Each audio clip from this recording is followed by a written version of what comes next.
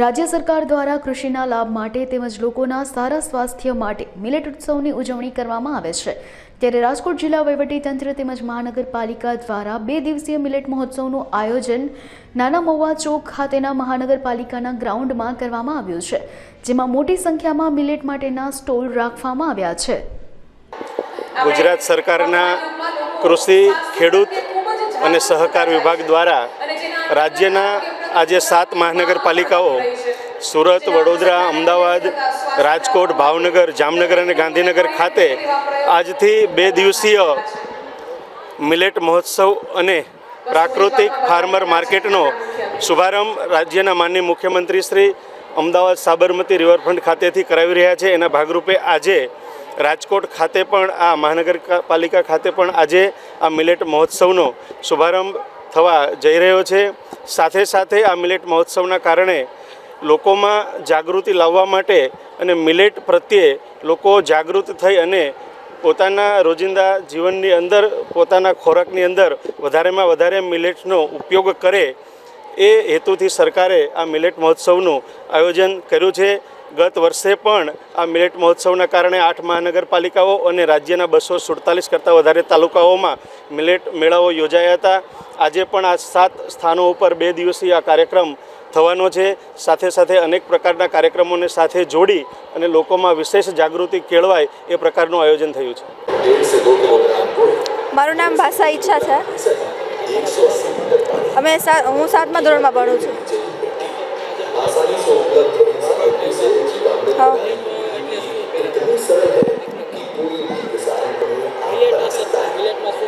મિલેટમાં ઘઉં, ચોખા એવું બધું મીન્સ કે દાળ એવું બધું હોય મિલેટમાં।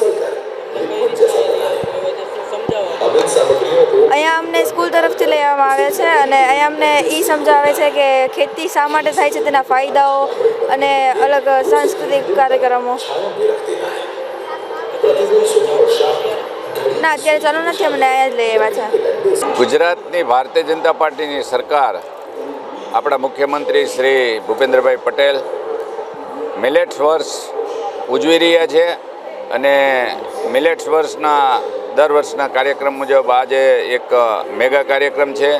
અમદાવાદથી પણ આજે લોન્ચ કરવાનો છે કે લોકોની તંદુરસ્તી સારી રહે એના માટે મિલેટ્સનો ઉપયોગ કરવો, એના માટે બોડો પ્રચાર પણ સરકાર કરી રહી છે। એની પાછળ લોકોનો અને ખેડૂતનું પણ હિત છે, ખેતીનો પણ એમાં સાથે સાથે વિકાસ થાય, અમારા ગુજરાતનો ખેડૂત કેમ વિકસિત બને એના માટેના પણ સરકારના પ્રયત્ન છે અને ખેડૂતોને વધારે એના ઉપજના ભાવ મળે એના માટે સરકારે આવા અલગ અલગ જગ્યાએ મેળા યોજી અને લોકો સુધી પહોંચાડવાનું કામ ભારતીય જનતા પાર્ટીની સરકાર આપણા ભૂપેન્દ્રભાઈની માર્ગદર્શન નીચે જ્યારે કરી રહી છે, ત્યારે વધારે લોકોની તંદુરસ્તી માટેનું આ એક ઉમદા કાર્ય છે।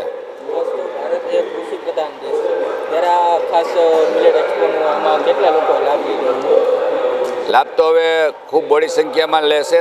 2 દિવસ આ એક્સપો ચાલવાનો છે અને આ એક્સપોની અંદર આપ જોઈ શકો છો એમ ઘણા લોકો પાર્ટિસિપેટ પણ, સ્ટોલ પણ ઘણા છે અને વધુમાં વધુ લોકો ભાગ લે એવી અમારી રાજકોટના શહેરીજનોને પણ અપીલ છે કે આ સ્ટોલની મુલાકાત લે અને આમાં વધારેમાં વધારે ભાગ લે એવી અમે અપીલ કરીએ છીએ। લોકોને ખૂબ જ ફાયદો થશે।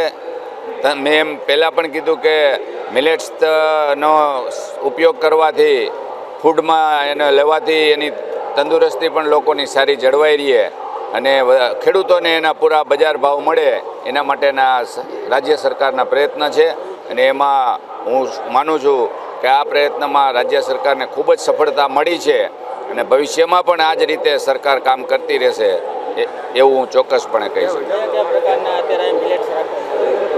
આપ જોઈ શકો છો એમ બધા જ જુવાર છે, બાજરી છે, રાગી છે, અલગ અલગ બધા જ જે મિલેટ્સના છે પ્રકાર, એ બધા જ પ્રકારનો ઉપયોગ કરવામાં અને એના વિવિધ પ્રકારના સ્ટોલો પણ છે।